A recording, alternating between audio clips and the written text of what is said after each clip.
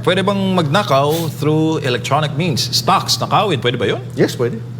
Pwede yun. Bonds. Pwede. Ito lang, pinaka-simple. Huwag din mga bonds kasi very technical yan. Dito tayo sa bank accounts. Ayan. Bank accounts.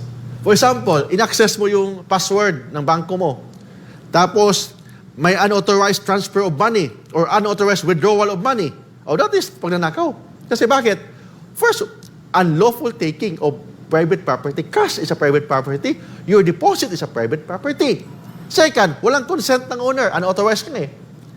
Di ba? Tapos, may intent to gain ka. Kinuha mo yung account ni MJ. Di ba? Hinak mo yung bank account niya. Pinasok mo sa ibang account, tapos yung withdraw mo. That is already theft through electronic means. So, pagnanakaw din yan. Kahit pa mag-live-in partner kayo kay Mark, tapos kinuha mo yung passport ng lalaki, tapos kinuha mo yung pera niya, winidraw mo, unauthorized, pwedeng pagnanakaw yun? May tutuloy? Yes.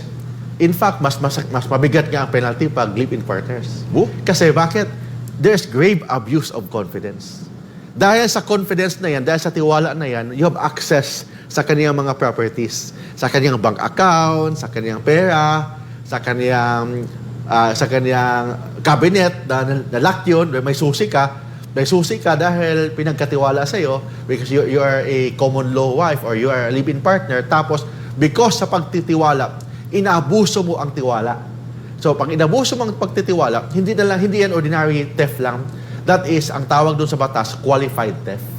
Qualified theft kasi nanakaw mo isang bagay dahil inaabuso mo ang pagtitiwala ng isang tao sa'yo.